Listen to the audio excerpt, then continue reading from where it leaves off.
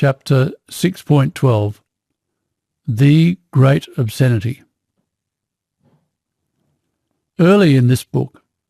in Chapter 2.4, a warning was given about the extremely dangerous trap that lay in wait for the human race in its quest to find understanding of the human condition. It was explained that unable to face the truth of our corrupted condition while we couldn't truthfully explain it,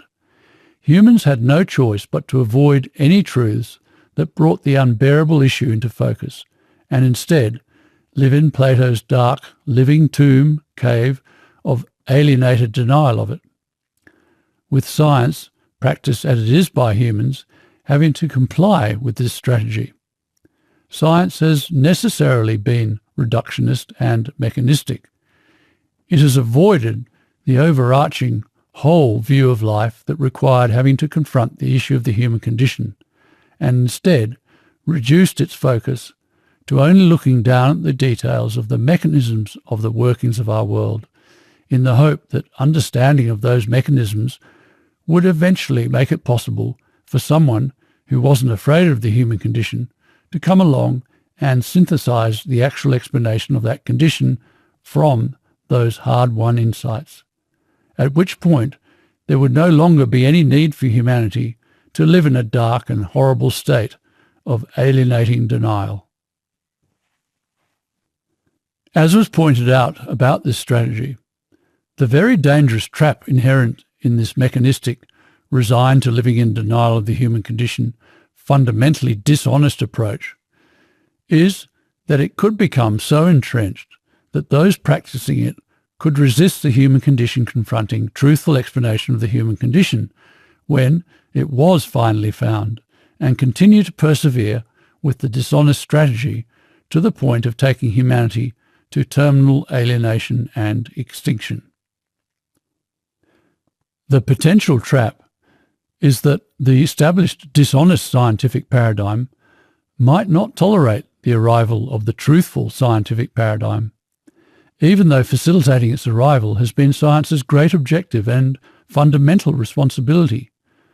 and the only means by which the human race can be liberated from its condition and thus transformed. Yes, despite putting forward an extremely dishonest and dangerous explanation of the human condition, E.O. Wilson did truthfully recognise this great objective in the human journey of solving the human condition when he wrote in his 2012 book, The Social Conquest of Earth, that there is no grail more elusive or precious in the life of the mind than the key to understanding the human condition. And most alarmingly, the evidence so far is that science has fallen into this human race-destroying trap of becoming so habituated to living in denial of the human condition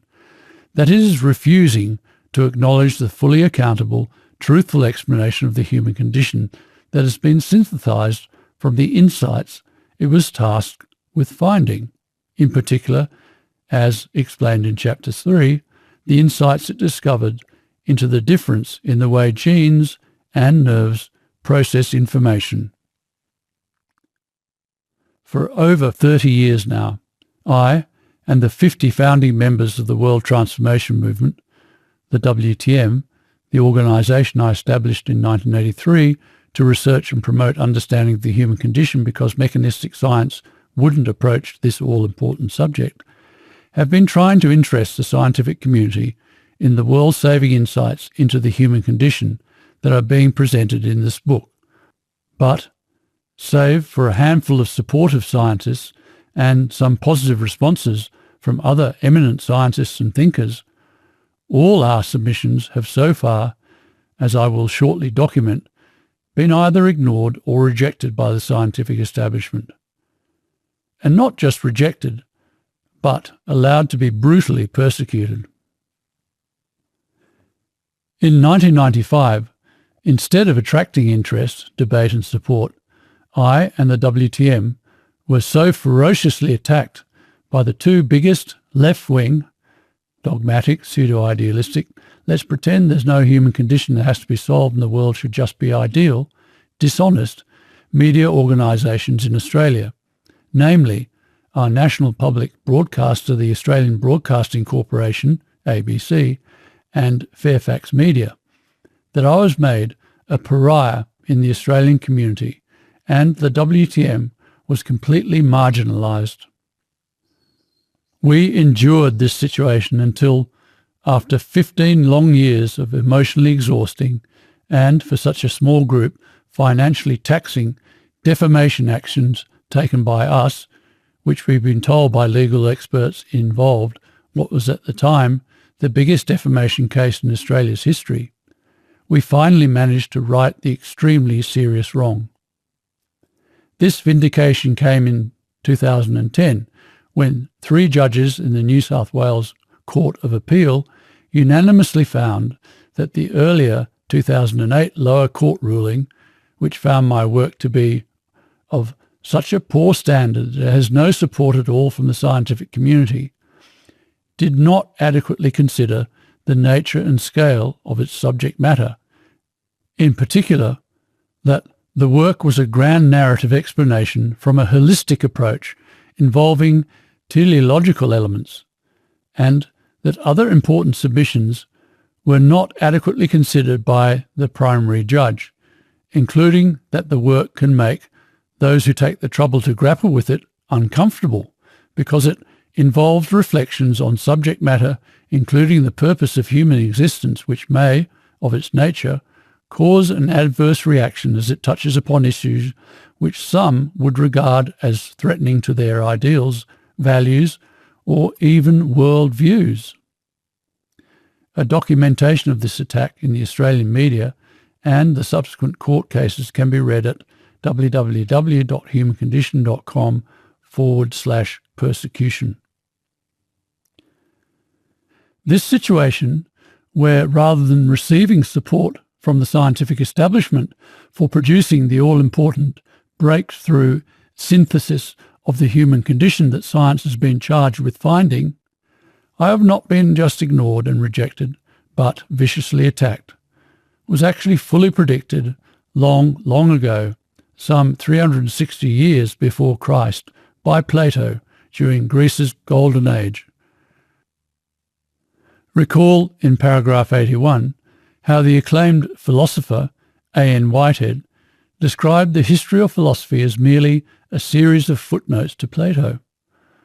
Well, that greatest of all philosophers was not only sound and secure enough in self to admit humans have metaphorically been hiding deep underground in a cave of denial, as was described in paragraph 83,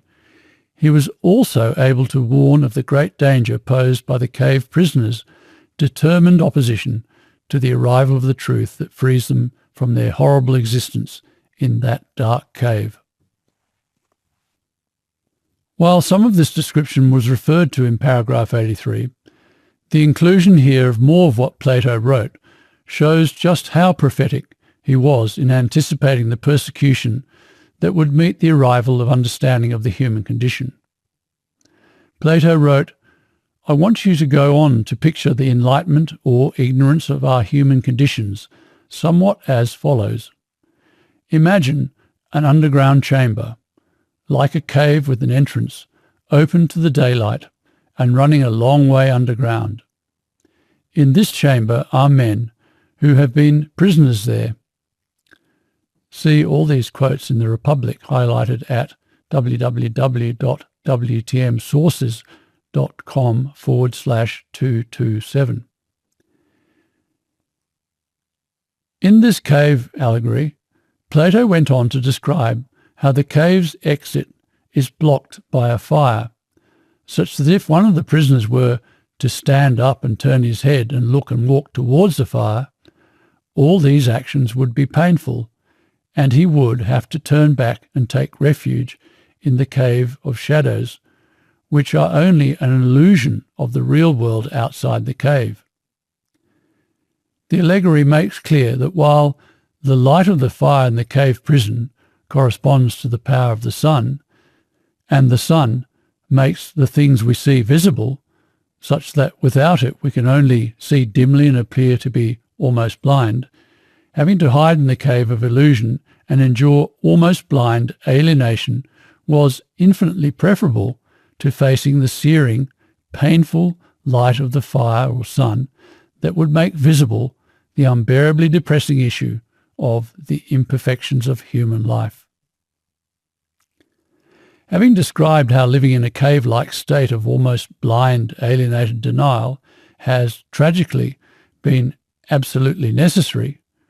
Plato wrote that it was ultimately only by being illuminated by truth and reality that the enlightenment of our human conditions could be achieved and the cave prisoners be released from their bonds and cured of their delusions. He then described the initial resistance the cave prisoners would have to being released from their bonds and cured of their delusions. When someone achieved the enlightenment of our human conditions through being illuminated by truth and reality. To quote from a summary of the cave allegory that appeared in the Encarta Encyclopedia's entry for Plato, breaking free, one of the individuals escapes from the cave into the light of day. With the aid of the sun, necessarily living free of denial of the glaring, burning, searing truth of integrative meaning and the issue it raises of our human condition, and assisted by the understandings that science has found of the differences in the way genes and nerves process information, that person sees for the first time the real world and returns to the cave with the message that the only things they have seen heretofore are shadows and appearances, and that the real world awaits them if they are willing to struggle free of their bonds. The shadowy environment of the cave symbolizes for Plato the physical world of appearances. Escape into the sun-filled setting outside the cave symbolizes the transition to the real world, the world of full and perfect being, the world of forms, which is the proper object of knowledge. To return to the Republic in Plato's own words, if he, the cave prisoner, were made to look directly at the light of the fire, again the fire represents the searing truth of integrative meaning and the issue of our human condition it raises, it would hurt his eyes and he would turn back and take refuge in the things which he could see, take refuge in all the denials and dishonest explanations and arguments that he has become attached and accustomed to, which he would think really far clearer than the things being shown him. And if he were forcibly dragged up the steep and rocky ascent, out of the cave of denial by the person who has broken free of the cave, and not let go till he had been dragged out into the sunlight, shown the truthful, all liberating, but at the same time all exposing and confronting explanation of our human condition, the process would be a painful one, to which he would much object. And when he emerged into the light, his eyes would be so overwhelmed by the brightness of it that he wouldn't be able to see a single one of the things he was now told were real. As described in chapter 1.4, this inability to absorb discussion of the human condition because it has been such an unbearable, off-limits subject for so long is what we in the WTM regularly encounter and refer to as the deaf effect, as one reader of my books admitted. When I first read this material, all I saw were a lot of black marks on white paper. Plato continued, they would say that his visit to the upper world had ruined his sight. They would treat the person who tries to deliver understanding of our human condition as if he was mad, which is how I have been treated for many years, as I talk more about below. And they would say that the ascent out of the cave was not worth even attempting. Such assertions that it's not worth attempting have been regularly made against our work, with one of the architects of the mid-1990s public campaign of persecution against myself and the WTM saying, "You know you are encroaching on the personal unspeakable inside people, and you won't succeed."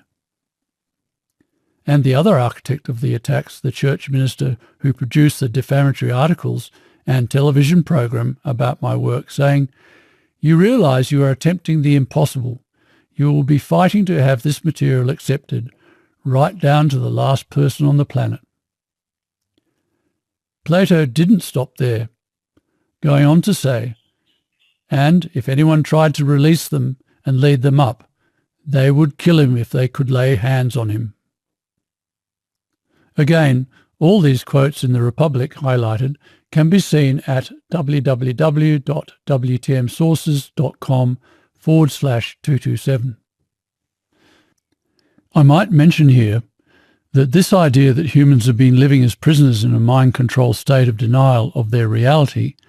and of attacking the person who tries to liberate them from this state forms part of our collective subconscious awareness because it periodically crops up in our mythologies. The same essential myth is found in the ancient Native American legend of the story of Jumping Mouse, and in more contemporary times in the film The Truman Show. The deep resonance of the myth is also evidenced by the various science fiction films that have been based on Plato's cave allegory, such as Dark City, City of Ember, and most notably, The Matrix. So Plato predicted that the cave prisoners would not just resist adopting the human race liberating explanation of the human condition, which is the proper object of knowledge, they would be murderously angry towards it. Hence the brutal campaign of persecution against me and those supporting these understandings of the human condition. What the attackers did that was so destructive of myself and the WTM was to base their whole ferocious and malicious media fear campaign against me and our work at the WTM on the accusation that I am a deluded, megalomaniac leader of a dangerous, antisocial, mind-controlling cult. But how could I possibly be so unsound as to be a deluded, megalomaniac leader of a dangerous, antisocial organisation when I have been sound enough to look into the human condition, as even the statements made by the architects of the attack acknowledged when they said that I was encroaching on the personal unspeakable of the human condition and attempting the impossible of confronting people with the human condition. Quite simply, as Christ pointed out when he was similarly accused of being possessed by the prince of demons for his honest human condition confronting and penetrating words, how can Satan drive out Satan? Christ was making the same point when he said that a good tree cannot bear bad fruit, and a bad tree cannot bear good fruit. No, the real motivation for the whole vicious media campaign was clearly prejudice against addressing the issue of the human condition. In fact, with regard to the involvement of mind control,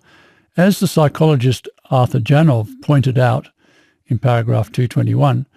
the human condition avoiding, resigned, alienated, neurotic, cave-dwelling, mechanistic mind is the one that is being subjected to indoctrination and brainwashing, because neurosis, blocking out, is brainwashing. Yes, by confronting, instead of avoiding the human condition,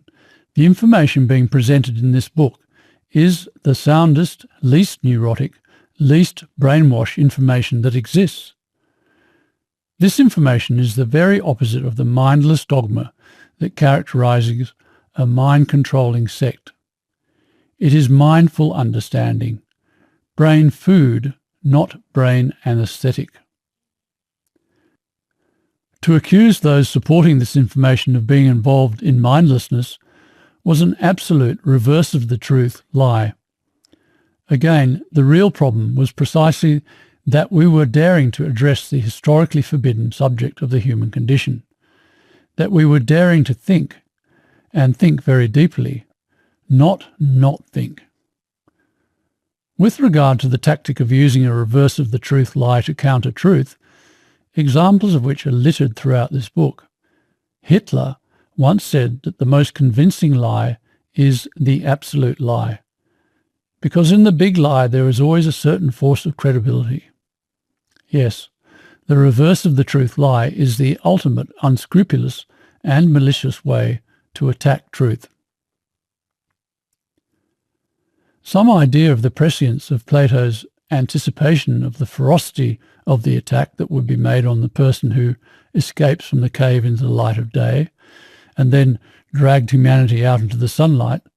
can be gained by the first ruling that the court made against my work in the defamation action we took to redress the horror media campaign. As mentioned above, it ruled that my work is of such a poor standard that it has no support at all from the scientific community. It was certainly an immense relief then when, in 2010, the 3 judges in the New South Wales Court of Appeal unanimously recognised the real problem was that the primary judge clearly found my work unbearably confronting, ruling that he did not adequately consider the nature and scale of its subject matter, in particular that the work was a grand narrative explanation from a holistic approach involving teleological elements, and that other important submissions were not adequately considered by the primary judge, including that the work can make those who take the trouble to grapple with it uncomfortable because it involves reflections on subject matter including the purpose of human existence, which may, of its nature, cause an adverse reaction as it touches upon issues which some would regard as threatening to their ideals, values, or even world views. Yes, the problem was not that I am a deluded monster, but that I am daring to address the human condition. Those scientists who came out to Australia and gave evidence at the initial 2007 trial, specifically that my work is not at all of a poor standard, namely Professor Harry Prosen, Professor Scott Churchill, Professor Walter Hartwig, and Dr. William Casebeer, played an absolutely crucial role in humanity's great journey to achieve liberation from the human condition. As the philosopher John Stuart Mill wrote in his famous 1859 essay on liberty, "The dictum that truth always triumphs over persecution is one of those pleasant falsehoods which men repeat after one another till they pass into commonplaces, but which all experience refutes. History teems with instances of truth put down by persecution. If not suppressed forever, it may be thrown back for centuries." And in the case of these biological explanations of human nature, such persecution has already thrown back its recognition for 30 years. The science historian Thomas Kuhn similarly warned that the only guarantee truth will survive prejudice is the determination of its advocates, writing that, "In science, ideas do not change simply because new facts win out over outmoded ones. Since the facts can't speak for themselves, it is their human advocates who win or lose the day." Interestingly, Kuhn also recognised that in science, revolutions are often initiated by an outsider, someone not locked into the current model, which hampers vision almost as much as blinders would. Even Charles Darwin was a lone genius working from his country home without any official academic position. While there are certainly advantages to not being hampered by the current model, the inherent danger of not being part of the establishment is that the outsider is an easy, undefended target for those in the establishment who feel threatened by their new ideas. Thank goodness for those scientists who travelled to Australia to provide expert reports at our trial. Again, these reports and documentation detailing the 30 years of terrible persecution that we have been subjected to can be read at www.humancondition.com/persecution. As I mentioned earlier, the ferocious and malicious fear campaign conducted in Australia in the 1990s and early 2000s against me and our work at the WTM has only been part of the malicious campaign of persecution that has been waged against my work. As I said, I and the WTM have been trying to interest the scientific community in the world-saving insights into the human condition for over 30 years now. but so far all our submissions have been irresponsibly and unjustifiably either ignored or rejected by the scientific establishment. So the question is, how could such a fully accountable and well-argued and evidenced explanation have been dismissed? The main method of rejecting the innumerable presentations and submissions that have been made of the explanation, which will be listed shortly, has been to simply ignore them, and, beyond that, to make the most outrageously dishonest and irresponsible claim that my synthesis presents no new data, is an untestable hypothesis, and is therefore not even science. This was the main argument used to claim my work was of a poor standard at the 2007 trial, and, as was mentioned in paragraph 458, it was also used to reject my 2005 submission about the nurturing origins of our moral conscience that I made to the International Primatological Society's IPS Congress in Uganda. Most recently, in 2014, the executive editor of Scientific American rejected a pitch for a feature story about this book and an excerpt for possible publication on their website. In each case, the rejections were vigorously protested. In the case of the IPS and Scientific American, complaints were sent to every member of their administrations. Having received virtually no response from the administrators of Scientific American, that complaint is now being taken to the highest possible level of appeal in the world. In all these complaints, it is pointed out that the same ridiculous accusation was used against Darwin's natural selection synthesis. For instance, and please note that the sources of the following quotes can all be found in paragraph 581, Bishop Wilberforce, the opponent of natural selection in the great debate about Darwin's theory at Oxford in 1860, said it was a theory which cannot be demonstrated to be actually impossible, while the geologist and bishop Adam Sedgwick said it was not a proposition evolved out of the facts, and that it was based upon assumptions which can neither be proved nor disproved. The paleontologist Louis Agassiz similarly complained that absolutely no facts can be referred to as proving evolution, while more recently the philosopher Karl Popper commented, before later changing his mind, that Darwinism is not a testable scientific theory. At our 2007 trial, however, Professor Scott Churchill, then chair of the psychology department at the University of Dallas, pointed out, and has since summarised in regard to my work, that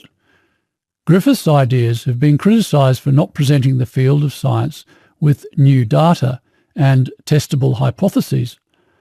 But such a complaint is disingenuous, since evolutionary processes are not subjectable to the same kind of hypothesis testing that one finds in the other sciences. An hypothesis is a smaller, more compact thesis that is deduced from a larger idea or thesis in such a way that one can test that larger idea piece by piece.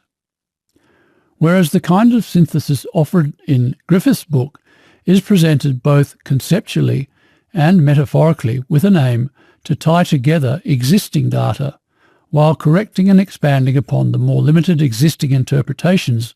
of those data. Such a perspective comes to us not as a simple opinion of one man, but rather as an inductive conclusion drawn from sifting through volumes of data representing what scientists have discovered. In his introduction to this book, Professor Prosen similarly points out that not only has Jeremy's work been treated as heretical by mechanistic science because he dares to look at the real psychological nature of the human condition, it has also been resisted because of the two reasons referred to in the ruling by the 3 judges of the New South Wales Court of Appeal. Firstly, rather than the usual, more mechanistic and less thinking-dependent deduction-derived theories, Jeremy, like Darwin did with his theory of natural selection, puts forward a wide-ranging induction-derived synthesis, a grand narrative explanation for behaviour, which incidentally, very wrongly, led to both Darwin's and Jeremy's work being criticised by some for not presenting new data and a testable hypothesis, even for not being science at all. Secondly, Jeremy's enormously knowledge-advancing, and science literally means knowledge, derived as it is from the Latin word scientia, which means knowledge, thinking is based on a holistic approach involving teleological elements. As Jeremy beautifully explains in Chapter 4, the reason that the teleological, holistic purpose or meaning of existence of developing the order or integration of matter into ever larger and more stable wholes has been denied by human condition avoiding mechanistic science is because it implies humans should behave in an ordered, integrative, cooperative, selfless, loving way. Yes, the reason a more thinking-dependent, wide-ranging, induction-derived synthesis drawn from sifting through volumes of data representing what scientists have discovered has not been something that human condition avoiding mechanistic scientists have been comfortable with is because, as the cartoon in Chapter 2.4 illustrates, it requires being able to confront such historically unbearable truths as the teleological, holistic purpose or meaning of existence of developing the order or integration of matter. Sir Francis Bacon, the father of the scientific method, was one of the first to recognise how hopelessly compromised deductive science can be by the limitations of the practitioner, declaring that the subtlety of nature far surpasses the subtlety of our current human condition afflicted sense and intellect, so that men's fair meditations, speculations and reasonings are a kind of insanity, only there is no one standing by to notice it. The logic which is in vogue, deductive reasoning, is rather potent for the confirming and fixing of errors rather than for the investigation of truth, so that it is more harmful than useful, and so our only hope is in a true induction. Essentially, true induction-derived knowledge requires fearless, free, imaginative thinking. As Arthur Koestler has pointed out in his 1964 book, The Act of Creation, Max Planck, the father of quantum theory, wrote in his autobiography that the pioneer scientist must have a vivid, intuitive imagination for new ideas, not generated by deduction, but by artistically creative imagination. And with regard to the human condition confronting fearlessness of such a free imagination, Berdyaev said in paragraph 237 that knowledge requires great daring. It means victory over ancient primeval terror. Fear makes the search for truth and the knowledge of it impossible. Knowledge implies fearlessness. Particularly bitter is moral knowledge, the knowledge of good and evil. Moral knowledge is the most bitter and the most fearless of all, for in it sin and evil are revealed to us along with the meaning and value of life. So declaring induction-derived new ideas and knowledge are not science is simply mechanistic science saying it doesn't want to participate in the search for truth and knowledge. Basically, it doesn't want to practice science because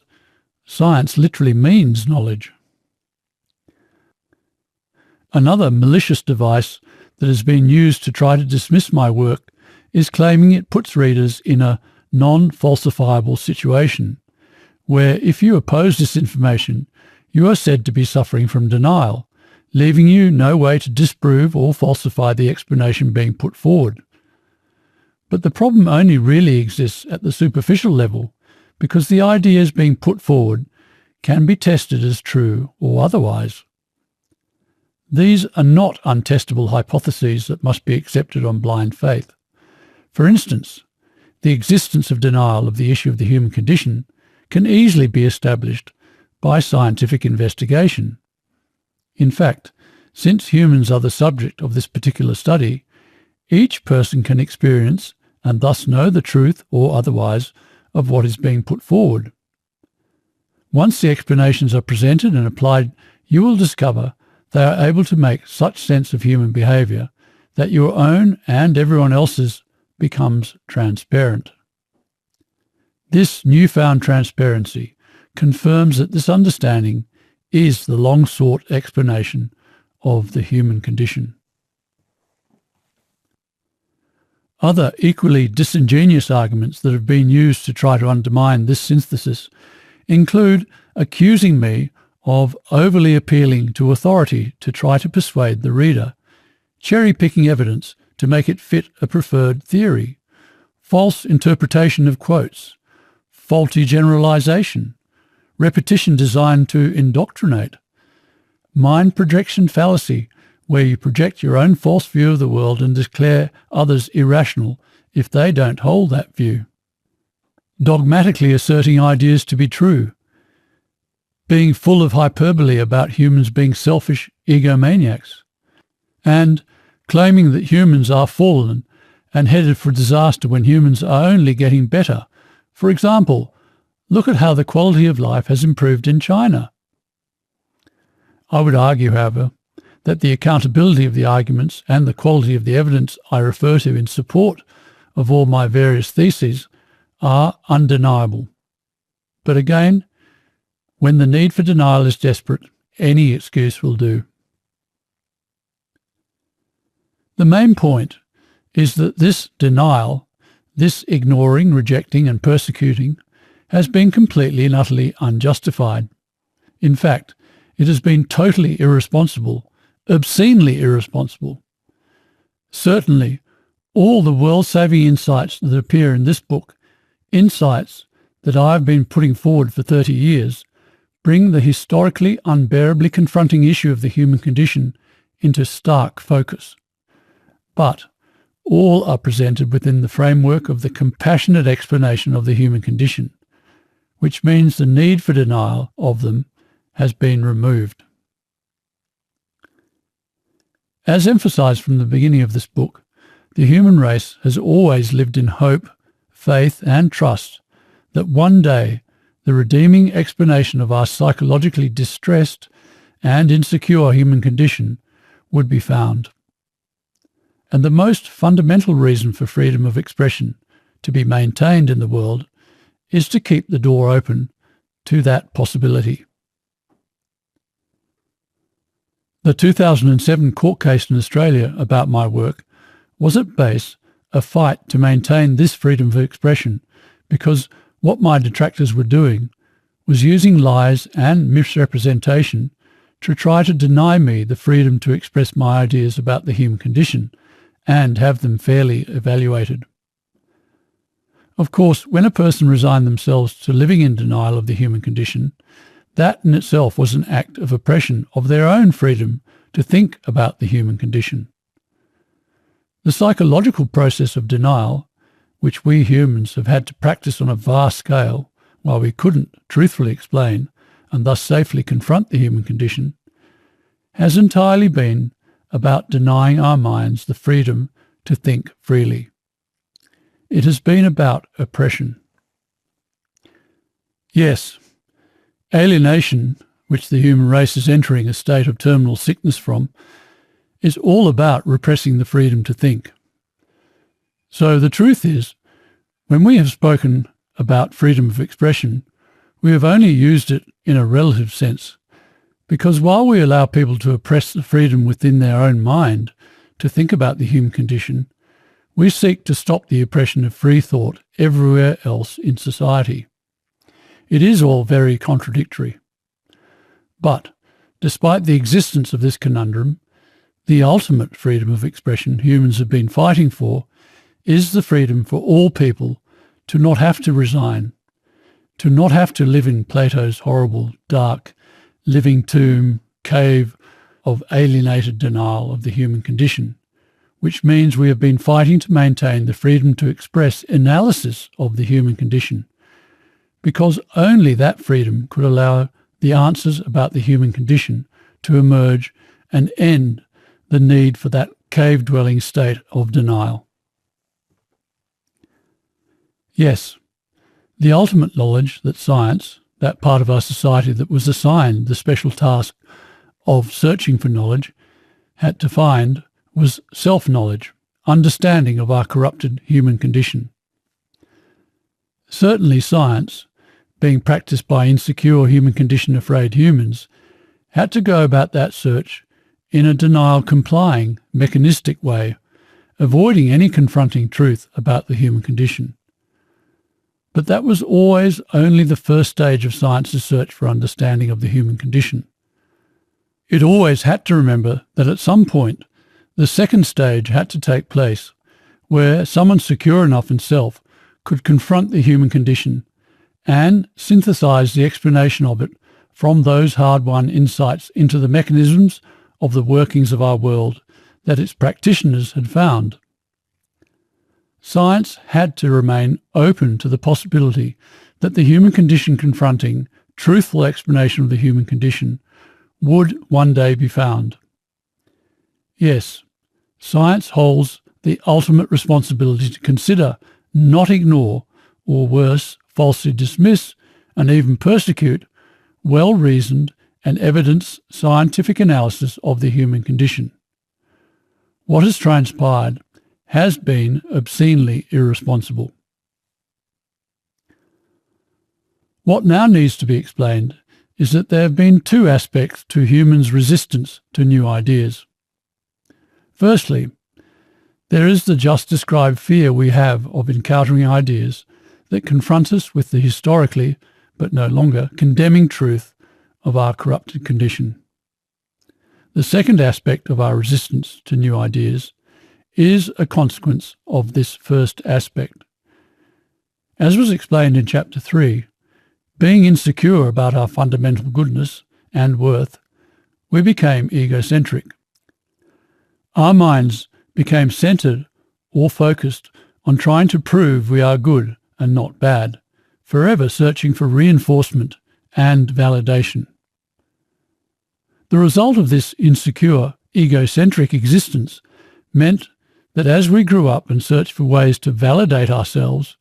we each built a world around us that gave us this feeling of worth. We became head of a company, or the parents of a new generation, or the captain of our football team, or a success at making ourselves look pretty, etc., etc. And no matter how superficially meaningful these forms of validation actually were, they were all that kept at bay the underlying insecurity of our condition that arose from wondering whether we were bad, vile creatures for having departed so incredibly far from our species' original, unconditionally selfless, all-loving, godly, ideal way of living, and the suicidal depression such thinking could lead to. It follows that we each became extremely attached to the fragile little ego castles we had built, and, as a result, we found it difficult accepting any change that might threaten its structure, with the most threatening change being new ideas that required us to fundamentally change our philosophical worldview that we had built our castle upon. Being thinking creatures, our primary need was to have some philosophy about life, some way of making sense of our existence, because from there we could build a larger, meaningful structure. So to have to change those philosophical foundations could be very destabilizing and thus difficult to accept. The point is, we humans have resisted new ideas both because of how much they confronted us with the issue of the human condition and because of how much we felt they threatened our way of justifying ourselves. Yes, humans have been almost as afraid of change as they have been of being confronted with the issue of the human condition, And since science deals with knowledge, understanding and insights that can affect the philosophical foundations of our ego castle,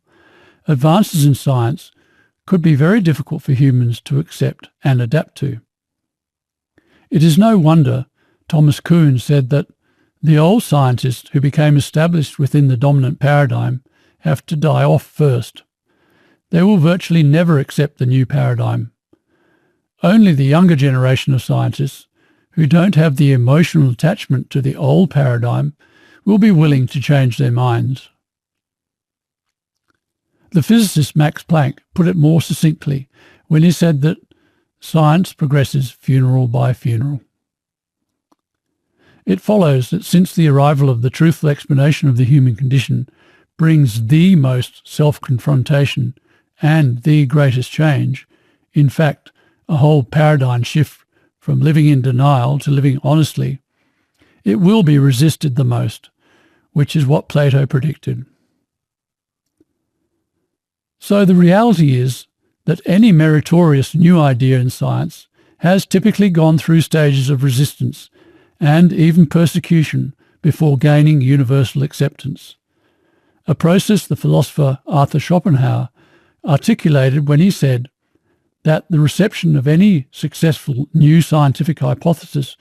goes through predictable phases before being accepted. First, it is ridiculed and violently opposed. Second, after support begins to accumulate, it is stated that it may be true, but it's not particularly relevant. Third, after it has clearly influenced the field, including members of the establishment quickly remodelling and or plagiarising the ideas as their own discoveries, something we in the WTM have unfortunately also experienced with the ideas in this book, it is admitted to be true and relevant, but the same critics assert that the idea is not original. Finally, it is accepted as being self-evident. Note how each stage of recognition is achieved in a way that protects the ego of the onlookers. So much for science being a rigorously objective enterprise where the scientific method dictates that explanations for phenomena are accepted by proven tests. In reality, science is extremely subjective. Scientists will only accept a proven new idea if they see it as reinforcing them somehow. In fact, they have totally ignored ideas that confront them with the issue of the human condition. They have lived a long way underground in Plato's cave of denial. I put forward insights that are fully accountable and human race saving, but because they are self-confronting, they are rejected. The famous playwright George Bernard Shaw was another who warned of the true nature of progress when he wrote in a 1919 play that all great truths begin as blasphemies. It should be explained that the reason great truths so often began as blasphemies is because the search for truth was very often not a case of finding it, but of uncovering it from epochs of denial, an exposure that seemed highly blasphemous to all those who had been practicing the denial. We have and will see how finding the great truths presented in this book of the explanation of the human condition, of the meaning of existence, of the origin of our moral soul, and in Chapter 7, the explanation of the origins of our conscious mind, all required the defiance of deeply entrenched denials, which means all these great truths are going to begin as blasphemies. With regard to the greatest of all blasphemies, that of the truth about the human condition, when Alvin Toffler wrote in his famous 1970 book, Future Shock, of the shattering stress and disorientation that we induce in individuals by subjecting them to too much change in too short a time, he was actually anticipating the immense shock that the arrival of the understanding of the human condition would inevitably bring. Yes, given the arrival of understanding of the human condition does represent a massive paradigm shift for humans, especially a shift from denial to honesty, it was always an inevitability that the initial violently opposed, treated as blasphemy stage would have to be negotiated.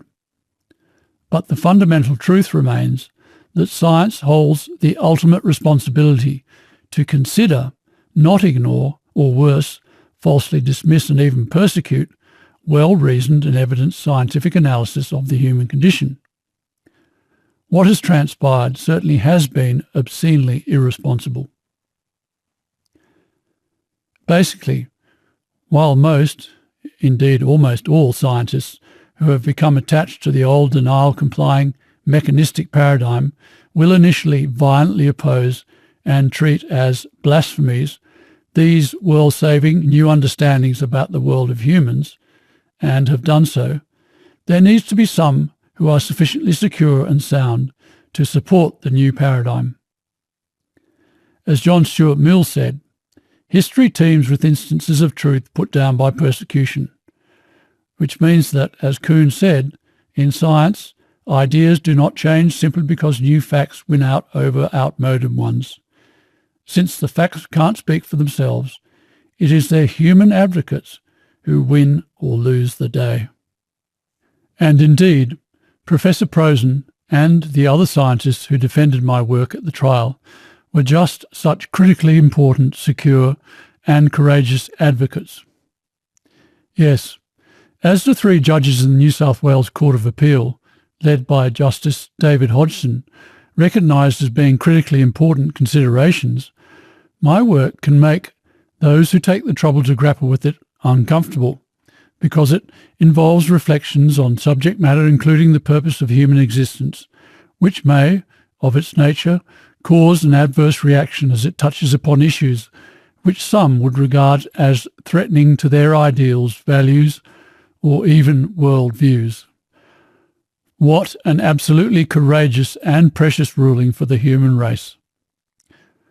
Blessed are the supportive scientists and appeal court judges, for they are very great heroes in the human journey, especially Justice Hodgson,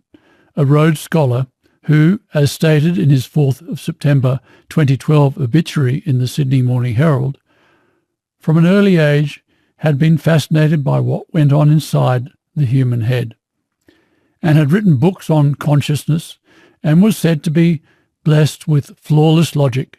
and to fit the description of Plato's philosopher king. So despite the threatening and uncomfortable effects of the world-saving insights in this book, there are people in the world who are capable of supporting their arrival.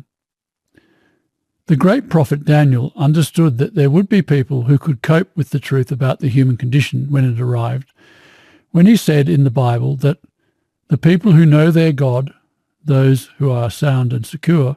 will firmly resist. Those who have violated the covenant become so unsound that they can't tolerate any truth. More is said about these quotes by Daniel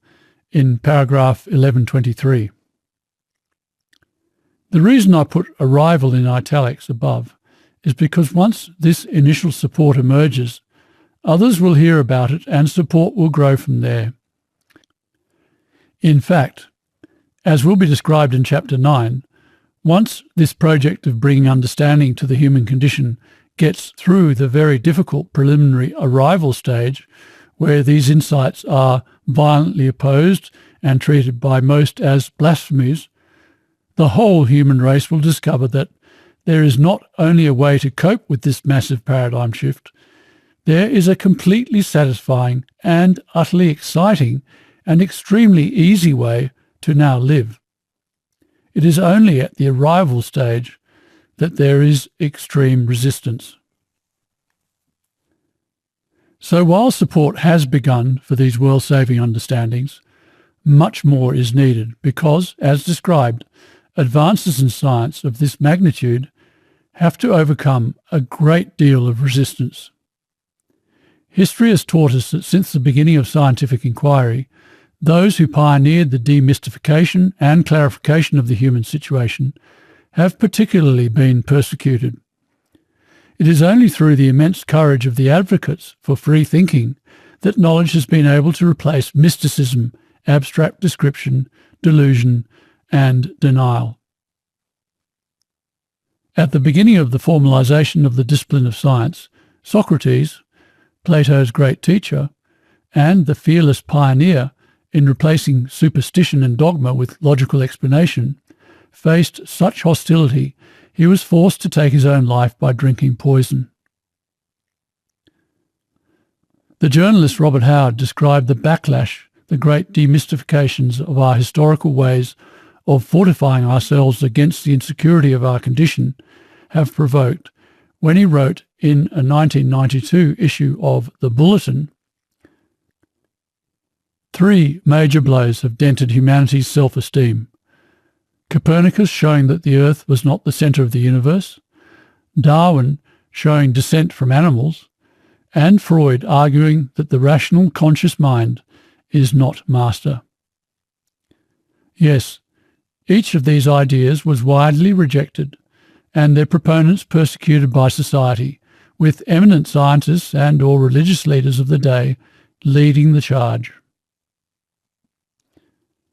Copernicus delayed publication of his theory revealing that the Earth is not the centre of the universe until the last days of his life in 1543 because he feared persecution. And indeed, 57 years later, Giordano Bruno was burnt at the stake for teaching Copernican theory. Furthermore, 10 years after Bruno's death, when Galileo upheld the same belief, jealous philosophers joined forces with ignorant fanatics in denouncing Galileo to the Inquisition. This church court said the beliefs were contrary to Scripture, and Galileo was forced to recant his support of Copernican theory and live under house arrest for the rest of his life. Darwin so feared that his theory showing descent from animals would be seen as offensive that he avoided publishing his ideas for 8 years. As mentioned in paragraph 195, under pressure, he also allowed the evasive but competition-excusing survival of the fittest phrase to be introduced into subsequent editions. And yet, despite these efforts to comply with the principles of denial, Darwin's concept was greeted with violent and malicious criticism, so much so that Darwin said, "I have got fairly sick of hostile reviews. I can pretty plainly see that if my view is ever to be generally adopted, it will be by young men growing up and replacing the old workers." In the famous debate at Oxford in 1860, Bishop Wilberforce said that Darwin's concept of natural selection was contrary to the revelations of God in the Scriptures, and mockingly asked, "Is the gentleman, Darwin, related by his grandfather's or his grandmother's side to an ape?" Freud gave major impetus to the process of dethroning evasive intellectualism and re-emphasizing instinctualism by exposing and emphasizing the existence within humans of a subconscious, innate self that is not under the control of our rational mind. He was a pioneer in exposing the limited nature of mechanistic ways of thinking and opened the door to the much repressed holistic paradigm, and yet, for his efforts, suffered extreme vilification. As Sir Lawrence van der Post observed in his 1976 book, Jung and the Story of Our Time, one could perhaps better have measured the originality of Freud's achievement by reason of the numbers of the highly intelligent, well-informed men who instantly mobilized to attack him. Each of these giant strides in the journey of demystification of our human situation were met with so much resistance they were lucky to survive. So it is clear that with the arrival of actual demystification and exposure of the human condition, human insecurity and nervousness is going to be extreme. Which means that these cautionary words from John Stuart Mill from his 1859 book on liberty have never been more applicable. We have now recognised the necessity to the mental well-being of mankind, on which all their other well-being depends, of freedom of opinion and freedom of the expression of opinion. For The price paid for intellectual pacification is the sacrifice of the entire moral courage of the human mind. Yes, for this ultimate enlightenment to be allowed, the human race is going to have to adhere scrupulously to democratic principles which allow freedom of expression, a responsibility the New South Wales Court of Appeal judges respected and practiced, but which many others on many fronts have ignored. The starkest example of how deeply science has fallen into the trap of being so habituated to living in denial of the issue of the human condition that it refuses to recognise a human race-saving,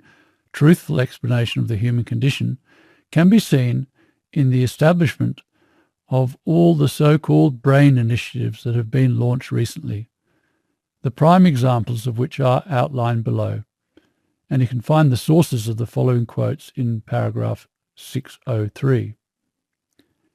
In December 2012, it was announced that an American billionaire had pledged $200 million to Columbia University's accomplished scholars whose collective mission is both greater understanding of the human condition and the discovery of new cures for human suffering. And in January 2013, the European Commission announced that it would launch the flagship Human Brain Project with a 2013 budget of 54 million euros, US 69 million, and contribute to its projected billion-euro funding over the next 10 years, with the goal of providing a new understanding of the human brain and its diseases, to offer solutions to tackling conditions such as depression. And in April 2013, the President of the United States, Barack Obama, announced a brain initiative, giving 100 million initial funding to mechanistic science in a research effort expected to eventually cost perhaps 10 times that amount, to also find the underlying causes of neurological and psychiatric conditions afflicting humans in order to develop effective ways of helping people suffering from these devastating conditions. And in April 2013, BBC News Business reported that Lord Rees, the Astronomer Royal and former President of the Royal Society, is backing plans for Cambridge University to open a centre for the study of existential risk, meaning risk to our existence. This is the first century in the world's history when the biggest threat is from humanity, says Lord Rees. The article then referred to Oxford University's Future of Humanity Institute that was established in 2005, which is looking at big picture questions for human civilization and change that might transform the human condition. Quoting its director and advisor to the Centre for the Study of Existential Risk, Nick Bostrom, "There is a bottleneck in human history. The human condition is going to change. It could be that we end in a catastrophe or that we are transformed by taking much greater control over our biology." And in July 2014, the Japanese brain mapping by innovative neurotechnologies for disease study was launched at several institutes and universities across Japan. Due to receive funding of US $300 million over 10 years, it is described as the paradigm shift in brain science and has the aim of understanding the human brain and for developing knowledge-based strategies for the diagnosis and treatment of psychiatric and neurological disorders. And in March 2018, looking to rival the US and European brain initiatives, the China Institute for Brain Research was officially established in Beijing. Reports suggest it would focus on basic research on neural mechanisms underlying cognition, translational studies of neurological diseases, with an emphasis on early diagnosis and intervention. And in August 2018, the billionaire Tianchao Chen dedicated US $1 billion to brain research globally because, with a deeper understanding of our brains, we can have a greater impact on the whole of society. We can seize the power to solve problems which affect all of humanity, suicide, terrorism, depression, anxiety. We can see in these initiatives that the human race has finally been forced to at least attempt to address the human condition, because the underlying core problem involved in all of the big picture questions and the existential risk of catastrophe is our neurological and psychiatric troubled human brain. That's what had to be addressed. The biggest threat is from humanity itself, our species' inability to discover the underlying causes of our psychologically distressed lives, and by so doing, end this bottleneck in human history and achieve the way overdue cures for human suffering, which will transform our biology. It certainly is a case of self-discovery or self-destruction. Understand the human condition or its catastrophe for the human race. But the mechanistic scientific paradigm, including all of its universities, has proved completely incapable of adopting a denial-free approach and truthfully addressing the human condition. And yet now, when the world is absolutely on its knees and desperate for the neurosis and psychosis addressing and healing real insight into the human condition, that same mechanistic paradigm is being given millions and millions and millions and millions of dollars to turn around and do what it has already shown it can't. But what I and the WTM have already done. And I might add, we have done this, 40 years of work and all, without any outside financial support from academic institutions or from public or private benefactors. We have funded the whole effort from our own self-sufficient initiatives, efforts and contributions. Indeed, as has been mentioned, rather than receiving any encouragement or financial support from the world at large, we have been attacked by the establishment and had to generate the wherewithal ourselves to fight and defeat that enormously powerful institution-backed attack. For example, the principal media attack against us was carried out by the Australian Broadcasting Corporation, a body which receives well over $1 billion annually in government funding. We have never been invited to participate in any major scientific or public forums, or been given a wage or grant by an academic institution to investigate any of the subjects that we have so effectively studied. Quite the reverse. We've been brutally ostracised and forced to sustain and pay our own way to carry on our work and to fight the massive forces opposing it. Talk about David and Goliath. And it is not as though these huge financial initiatives that are now, in desperation, being made to specifically investigate the human condition can be oblivious to our existence and work because, for one thing, the WTM has the domain name humancondition.com, and any planned attempt, such as these, to supposedly properly address the human condition would, one would assume, have to be aware of our existence. So the mechanistic paradigm is saying it is finally going to bring greater understanding of the human condition, but has not changed tack at all and acknowledged those who have done just that. I should add that in 2014, a special scientist-oriented edition of this book, which was given its own title, Is It to Be Terminal Alienation or Transformation for the Human Race?, was sent to all the directors and scientists involved in each of the above initiatives, except the European Commission's Human Brain Project, which wasn't approached because this book is presently only available in English, to directly inform them of this breakthrough work on the human condition. However, so far, and I'm writing this passage in early 2015, we have had virtually no response from any of them, and certainly no appreciative response. The hypocrisy and obscenity of what is going on is absolutely astronomical.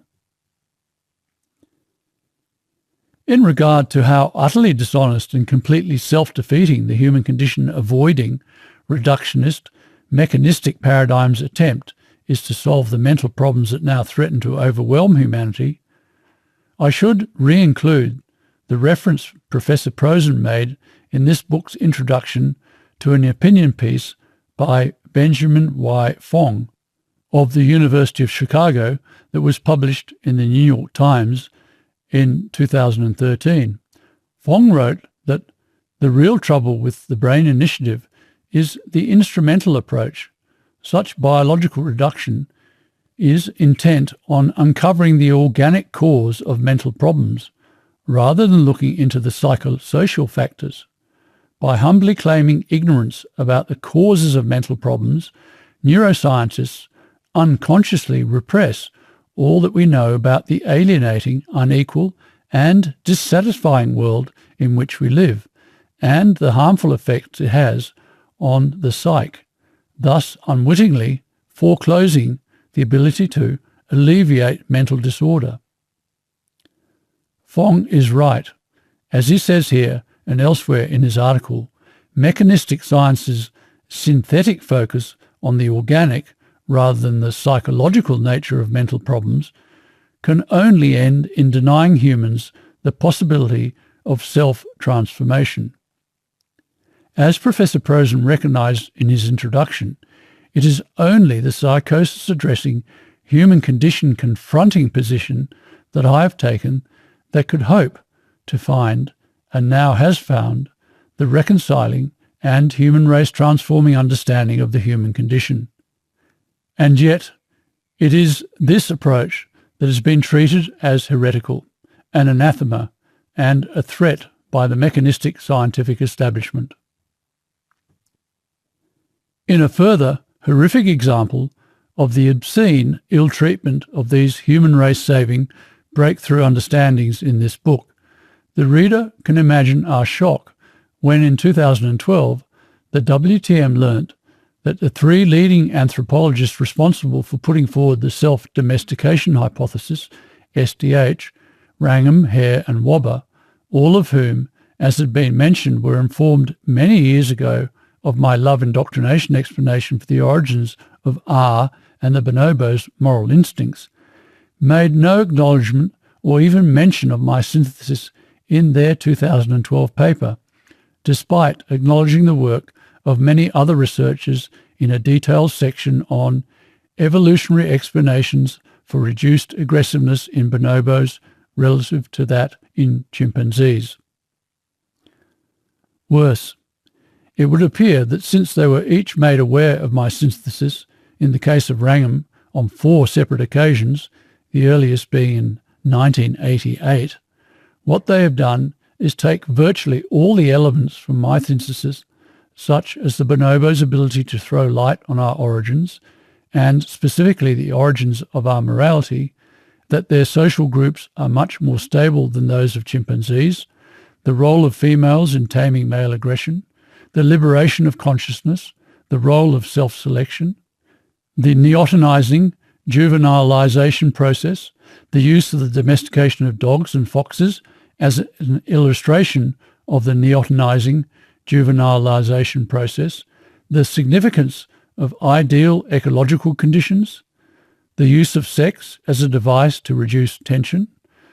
the reduced dimorphism between the sexes, the reliance of males on their mothers for social standing,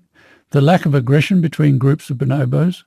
the lack of routine hunting by bonobos, etc., etc. And leaving out anything to do with nurturing, presented it as a new hypothesis. While it is extremely irresponsible to ignore and reject world-saving insights into the human condition, it is so much worse to actually take those insights and wantonly subvert or misappropriate the truth they contain. If that is indeed the case, and we believe there is no other plausible interpretation, then that is the very greatest of crimes against humanity. The following, then, is the very brief summary of the 30 years' worth of submissions to the scientific establishment of these world-saving insights into the human condition, into the integrative meaning of existence, and into the origins of our moral nature and conscious mind. Also included are other instances of the 30 years of mistreatment these insights have received. The full presentation can be accessed at www.humancondition.com/full-history-of-rejection. Incidentally, this link provides details of the presentations of the whole synthesis, including the nurturing explanation for our moral soul, that have been made to Wrangham, Hare and Wobber. These 30 years' worth of submissions represent an extraordinarily long and determined, and yet so far futile, effort to have all these fully accountable insights properly considered by the scientific establishment and conveyed to the wider world. As has been emphasised, in the case of our origins of our moral instincts, there has actually been 140 years of dishonest biological thinking on this issue, mountains of books written and oceans of wasted effort since John Fiske first solved the problem with the nurturing explanation, and 30 years now since I presented the nurturing answer to the problem in accompaniment with the explanation of the human condition, which is 30 years of terrible human suffering and acts of atrocity that have occurred on earth from a lack of self-understanding in humans that should never have happened. In 1983, I wrote to Sir David Attenborough and Professor Stephen J. Gould presenting these insights, but received no real response from either. As described in paragraph 24, in 1983, I personally submitted an 8,000-word summary of this synthesis, see www.humancondition.com/nature, to the then editor of Nature Journal, Sir John Maddox, and the then feature editor of New Scientist magazine, Colin Tudge, both of whom rejected it. In 1988, 800 copies of my book, Free the End of the Human Condition, see www.humancondition.com/free, with first-rate publicity packages, were sent to every relevant scientist and journal in the world for review. But despite a few significant commendations, there was no real response. In 1989, Professor John Wren Lewis personally presented Free to 10 science journals, including Nature, New Scientist and Endeavour, none of which responded. In 1989, a booklet titled Reconciliation that contained a summary of the synthesis was circulated to 600 scientists, scientific journals and other relevant parties, to little response. In 1991, over 1,000 copies of my book Beyond the Human Condition, see www.humancondition.com/beyond, with first-rate publicity packages were circulated to scientists, journals, universities and relevant institutions and media, to little response from the scientific establishment overall. In 1992, Beyond was launched at the National Museum of Kenya, and over 70 copies were given and sent to eminent scientists and influential people. However, no lasting support eventuated. In 1992, Professor Wren Lewis published a paper in which he plagiarized my work, claiming the insights were his own. Redress was achieved and Wren Lewis ceased his involvement, including a directorship with our project. In 1993, 76 first-rate publicity packages with copies of Beyond were sent to all the leading literary agents and publishers in the world, but all declined to represent or publish the book. In 1995, 2 highly defamatory publications, an Australian Broadcasting Corporation ABC television program and a full-page The Sydney Morning Herald newspaper article, were made about me, my work and its supporters. See www.humancondition.com/persecution. In 2002, 70 copies of my book, A Species in Denial, see www.humancondition.com/ASID,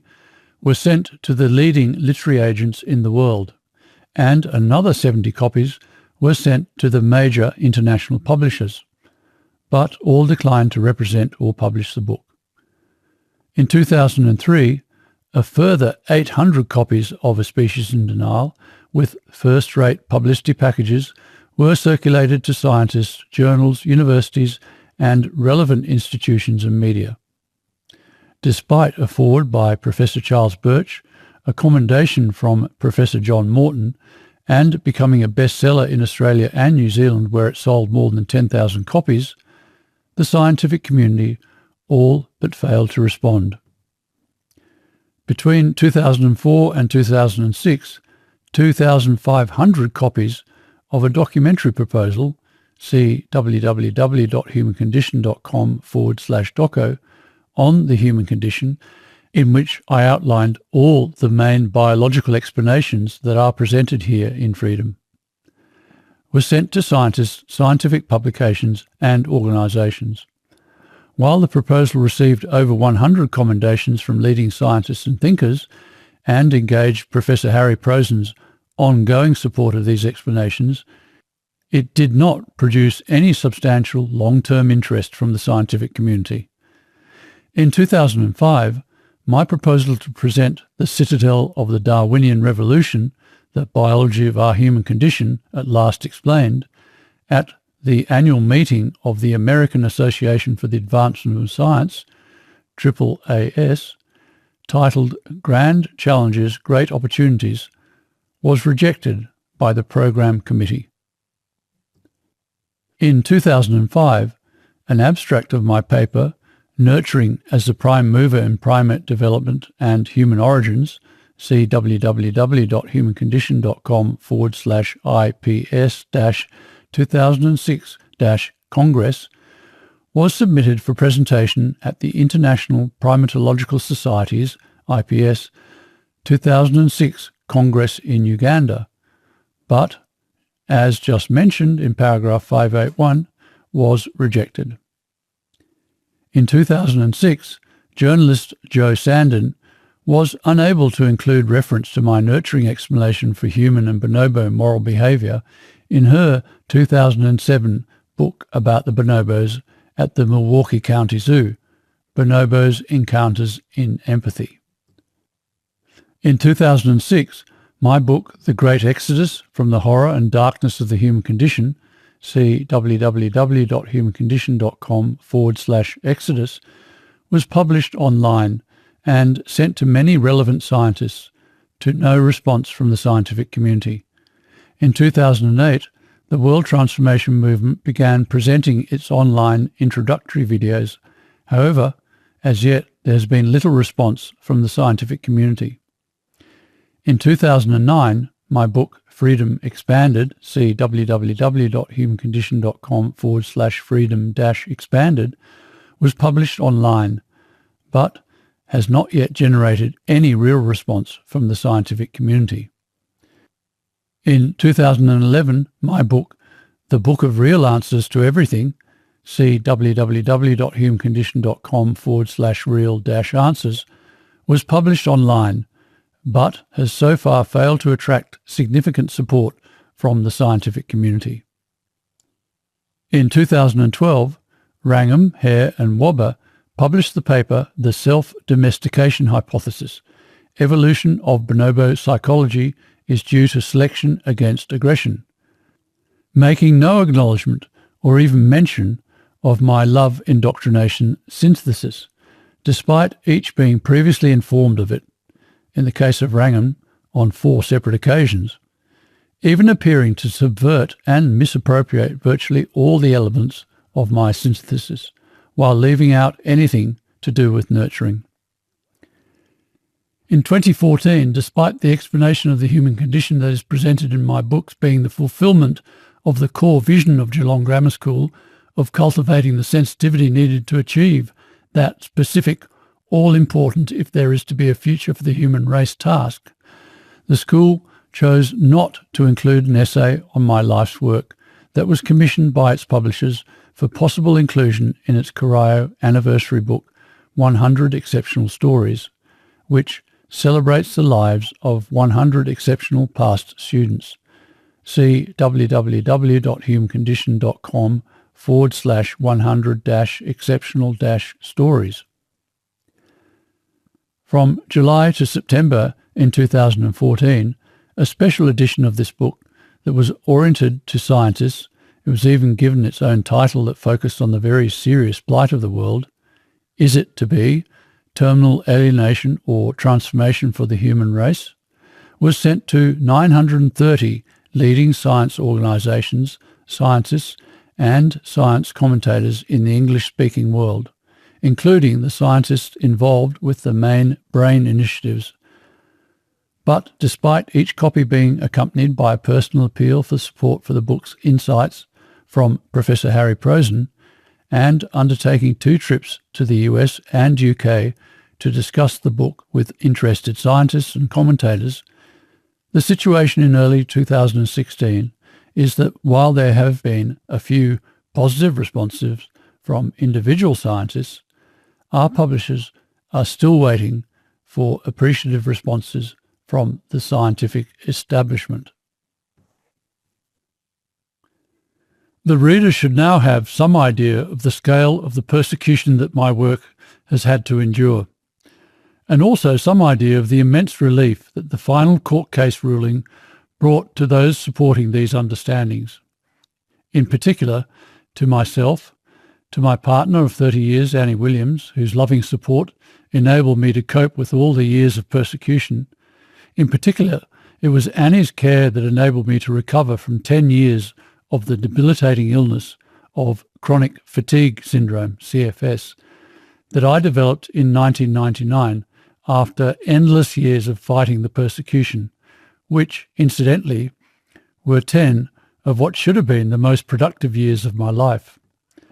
To my brother Simon, who started the base group of people supporting these insights into the human condition, to my very close friend Tim McCartney-Snape, whose high standing in the Australian community, Tim is a twice-honoured Order of Australia recipient, had been jeopardised because of his courageous, unwavering support of my work, and to every one of the other 50 founding members of the WTM, who have each also had to endure horrible persecution, ostracism and suffering. I might mention that our struggle against persecution has been so monumental that we have had to forego having children to ensure we have sufficient resources of time, energy and funds to effectively resist the persecution and maintain our efforts to ensure these ideas lead to the transformation of the human race. After all that we've been put through, the fact that our little but mighty band of brothers and sisters supporting these human race liberating insights is still standing and able to mount with this book a further assault on the citadel of denial or lying, mechanistic science to try to crack it open and free the human race is an absolute miracle. With regard to my CFS, although the syndrome wasn't officially identified as an illness in Darwin's day, we know it is what he suffered from because of the accurate description he gave of his condition, such as, "I believe to a stranger's eyes I should look quite a strong man, but I find I am not up to any exertion, and I am constantly tiring myself by very trifling things." Indeed, there's even been some talk of renaming CFS the Charles Darwin syndrome. Presumably Darwin suffered from CFS because he too was under enormous pressure for, as mentioned earlier, having his revolutionary ideas greeted with violent and malicious criticism. Of course, since the subject of the human condition and its resolution is both a new and confronting issue for humans to have to think about and adjust to, the initial resistance stage that Schopenhauer said new ideas in science are typically subjected to was always going to be exceptional, and it certainly has been. However, we in the WTM hope that after having successfully fought the terrible public campaign of persecution against us in the law courts, which is the proper civilized place to seek redress, that the initial violently opposed, treated as blasphemy stage will soon pass, and these world-saving understandings will move on to the next stage in the journey to acceptance, where they are evaluated by the scientific establishment for their accountability and thus truth. A stage that will naturally involve skepticism, but of a healthy rather than brutal nature. And since these explanations of human behaviour are so accountable and thus truthful, this last stage should not take long. As Professor Prosen says in his introduction, "My sincere hope is that with our species' predicament now so dire, the scientific establishment will finally acknowledge and support these critically important insights." History certainly teems with examples of those who have been persecuted for telling the truth, for daring to defy the great denial enshrouding our wonderful world, Christ's crucifixion being the most famous. But we now have another to match that ultimate example, which is what has been done to me. What's that rhetorical question in the Bible? Was there ever a prophet, a denial-free thinker, your fathers did not persecute? However, when all the truth about human existence is accompanied by the greater, dignifying, compassionate, redeeming, and rehabilitating full truth of the explanation of the human condition, that denial is no longer justified. And of course, that denial is so habituated,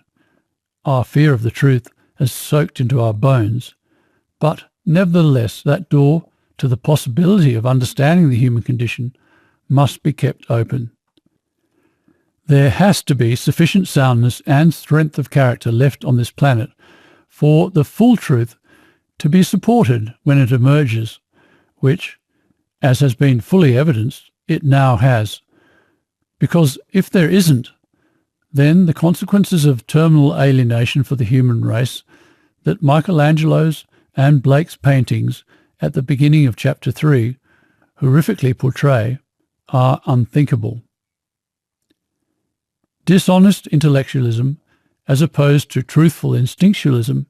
is incredibly dangerous when it becomes overly deluded and carried away with its imagined authority. When it is given to utter proud words and blasphemies. No wonder Christ angrily called the denial-practicing academics of his day, "You blind fools, you blind guides, you hypocrites, you snakes, you brood of vipers, how will you escape being condemned?" And said, "Woe to you, experts in the law, because you, your dishonesty, have taken away the key to knowledge." Yes, as Einstein recognized in his 1950 book, Out of My Later Years, science, knowledge, without religion, denial-free truthfulness, is lame. Religion without science is blind. To find understanding of human behaviour required both intellectualism and instinctualism. As my headmaster at Geelong Grammar School, Sir James Darling, put it in his 1962 book, The Education of a Civilised Man, conscience is the executive part of consciousness. Without input and guidance for the intellect from our truthful, moral, instinctive self or soul, the voice of which is our conscience, then total dishonesty and terminal alienation occurs. Again, as explained in paragraph 138, intellectual, human condition avoiding, dishonest mechanistic science had to find all the details of the workings of the world that make the explanation of the human condition possible. And then instinctual, human condition confronting, honest thinking had to use those insights to assemble the actual explanation of the human condition, which is what has occurred. But the problem is, science is not acknowledging that explanation. Yes, professors promenade across their campuses, full of conviction of their own importance. The students too are certain they are where it's at. But universities have become one big dishonest castle of lies. In fact, rather than centres of learning that seek truth as they are supposed to be, universities have become hideous, human race destroying places that indulge and glorify dishonesty. Christ foresaw this danger of the delusion of denial-committed academia when he further cautioned, "Beware of the teachers of the law. They like to walk around in flowing robes and love to be greeted in the marketplaces and have the most important seats in the synagogues and the places of honour at banquets." Since the great achievement of life on earth has been the development of consciousness, it follows that for those charged with the responsibility of overseeing its maturity to enlightenment and sanity, namely the scientific establishment, to abuse that responsibility is the greatest of obscenities. Worse, it is a spear through the very heart of all of life and meaning on earth. It is the meanest, most bitter, most selfish, most bloody-minded, most hateful of the truth, most unnecessary behaviour this planet has ever witnessed. There is one last comment I'd like to make about this awful business of science having had to practice denial. Much of this book has had to be dedicated to dismantling and exposing all the dishonest, human condition avoiding, mechanistic accounts of human behaviour. So it will be an immense relief when, in the future, post-human condition world, it will not be necessary to have to wade through all that material and just be able to read the true and, in truth, obvious explanations of human behaviour it contains. I think that after presenting Plato's truthful account of our condition in chapter 2.6, of how our ancestors lived in a pre-human condition afflicted, innocent, blessed, divine, upright, cleanly made, pure, noble, good, modest, honourable, spirited, simple and calm and happy state, and how horrifically that contrasts with our present corrupted, fallen, evil, ignoble, bad, crooked, terrible, unlawful, insolent, prideful, lumbering, disorderly, chaos-causing, increasingly forgetful, deaf, threatening universal ruin to the world, imprisoned in a living tomb lives. It was, from that point on in this book, very obvious how completely committed to evasion, denial and delusion science, and indeed the whole human race, was going to become. Which means that all the patient and laborious exposés of all those contrived, implausible, fanciful, ridiculous, blatantly biologically incorrect explanations for human behaviour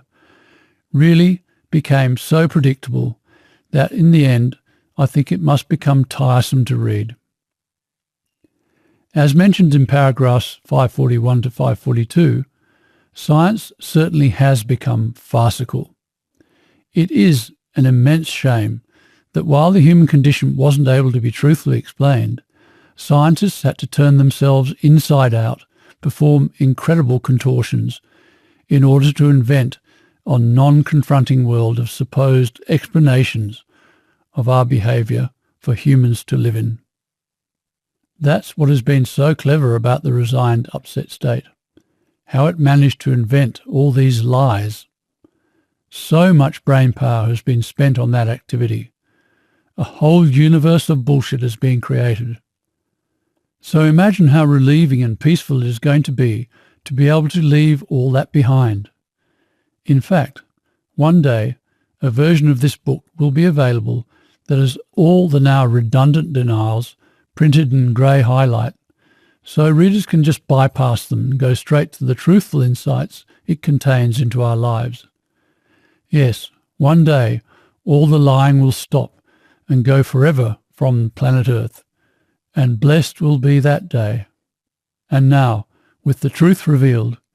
it should not be far off. I might say that given how confronting this new honest world inevitably is for the current first generation to encounter, I can envisage that in the not too distant future,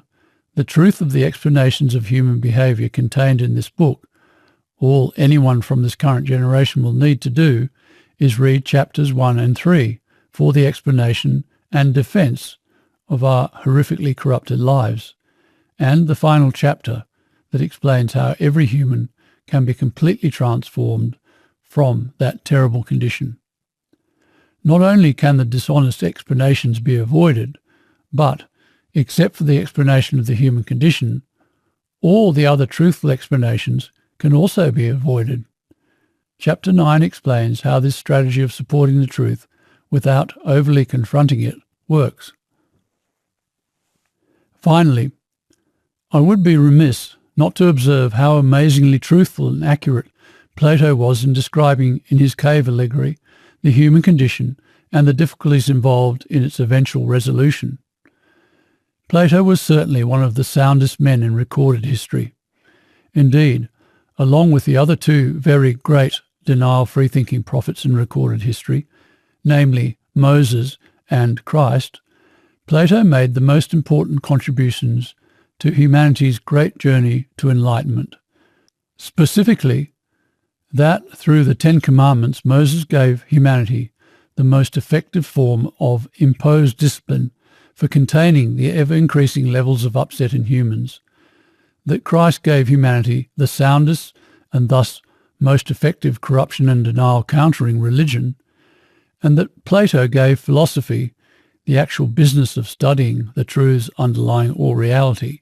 in particular studying and finding the all-important understanding of the human condition,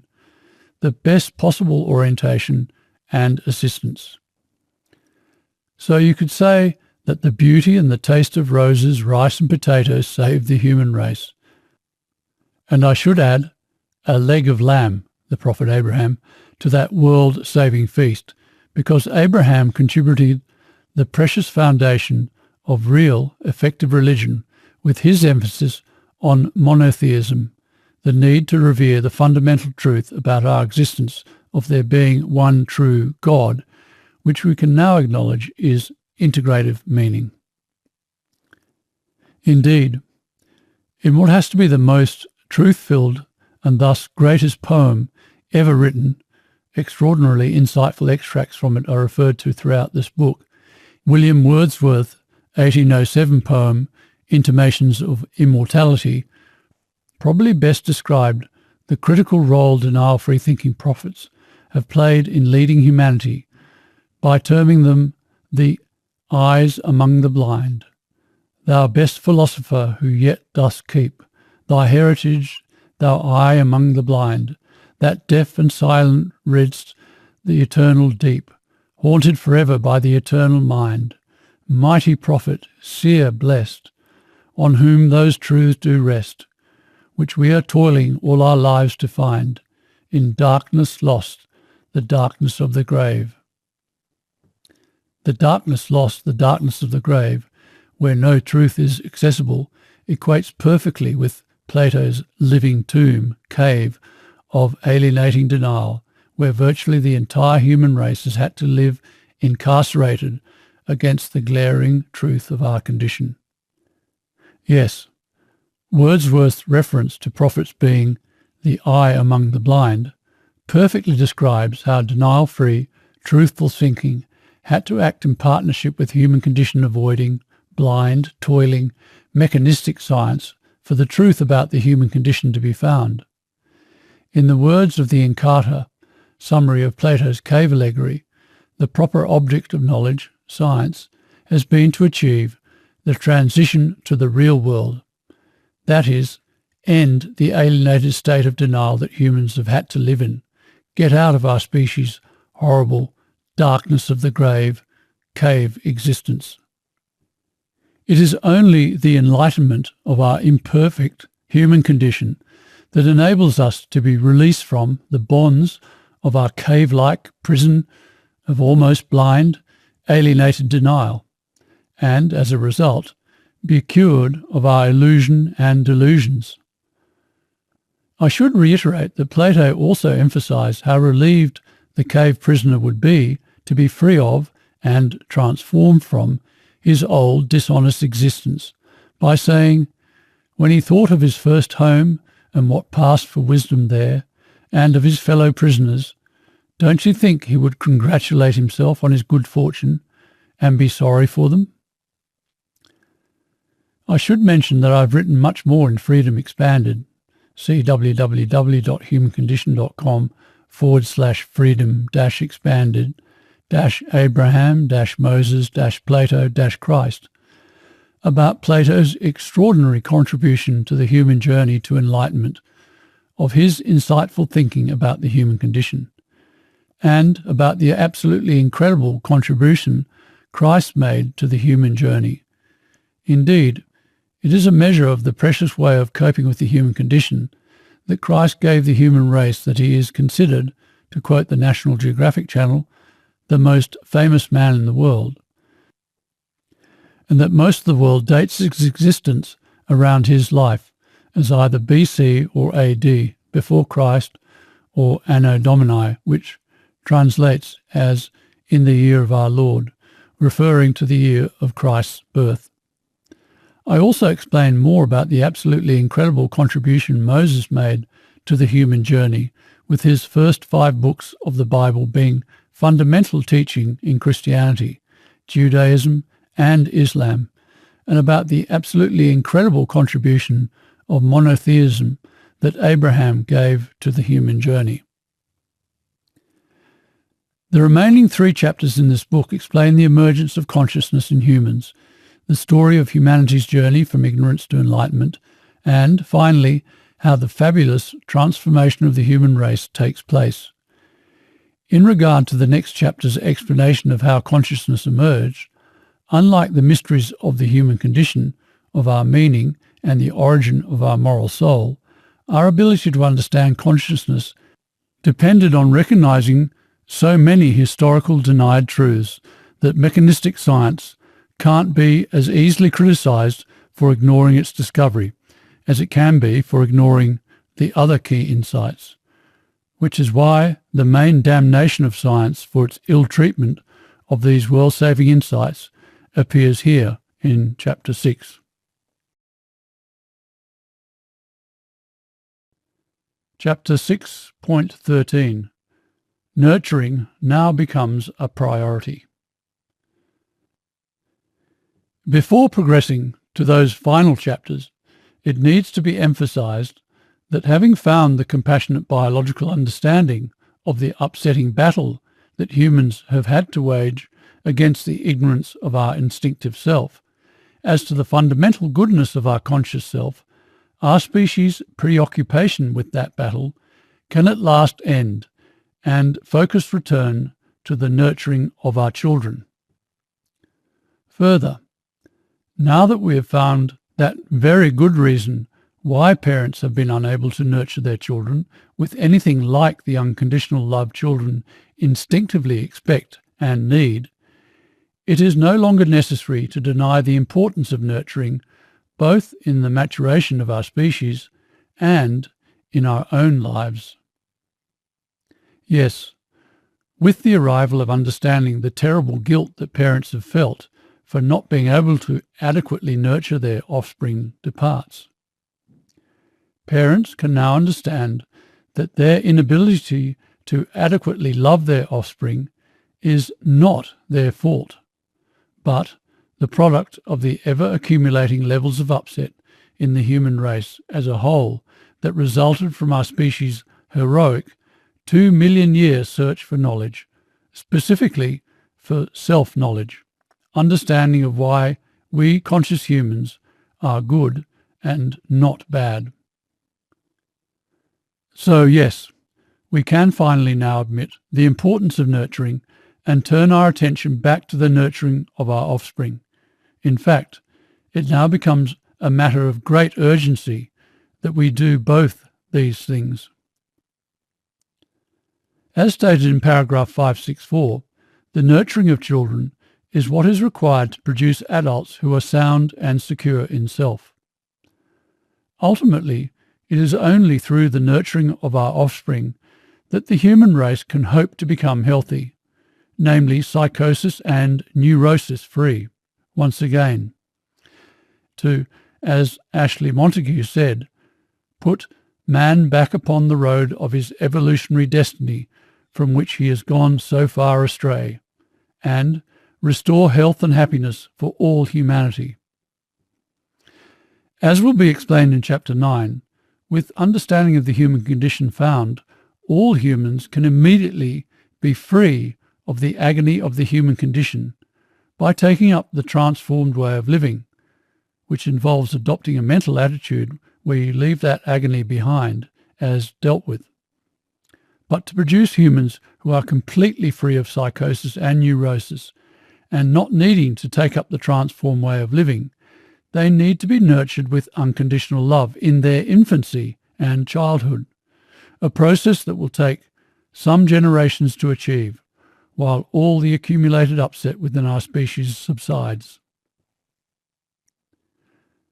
The initial difficulty then for virtually all parents is that since they are so psychologically upset, especially so alienated from their natural, loving, instinctive, true self or soul as a result of humanity's 2 million year upsetting search for knowledge, it is simply not possible for them to give their children, or indeed anyone for that matter, unconditional love. However, while virtually all parents will have to accept that they will not be able to give their offspring unconditional love, the opportunity now to actually understand the very good reason for why they are unable to do so will bring so much calming, reassuring relief that nurturing won't be nearly as fraught with guilt and difficulty as it has been. So again, while it will take a number of generations before the majority of parents will be able to generate real, natural, unconditional love, the ability now to understand our species' upset state and the realization now that each and every person no longer has to continue with the upsetting battle to prove their worth, which, as will be explained in Chapter 9, is what makes the fabulously exciting new transformed way of living possible, is going to bring enormous relief to all men and women, which will help them immensely with the whole activity of nurturing. Indeed, the overall relief and excitement alone that will now emerge in the human race from the realization that we have finally ended our 2 million year struggle against ignorance will mean that children are going to find themselves in, if not an unconditionally loving world, then at least an anxiety-free, truthful, compassionate, happy one. And significantly, since the adult world can finally break the silence of their denial and tell children the truth about their horrifically upset condition, that honesty will also make an immense difference to the psychological well-being of children. Basically, finding understanding of the human condition makes possible a whole new world that is relieved of the horrible frustration and agony of that condition. The terrible siege state where humans couldn't understand themselves can at last be lifted, and with its lifting, life can return to every aspect of human existence, including to the impossible situation parents have been in trying to nurture their children. Yet again, we see how important it is that science recognizes these denial-free understandings of the human condition to help the public at large become aware of them. The ignoring and, when pushed, attack and repression of these answers must stop,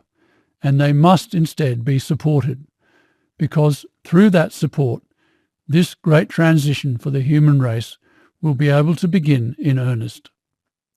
Yes, this end to humanity's great, heroic, but horrifically upsetting battle to find knowledge, ultimately self-knowledge, understanding of the human condition, together with this change from having to live in denial of the importance of nurturing and of our extremely corrupted condition, changes the whole direction of the human race. Rather than plunging towards ever greater levels of upset,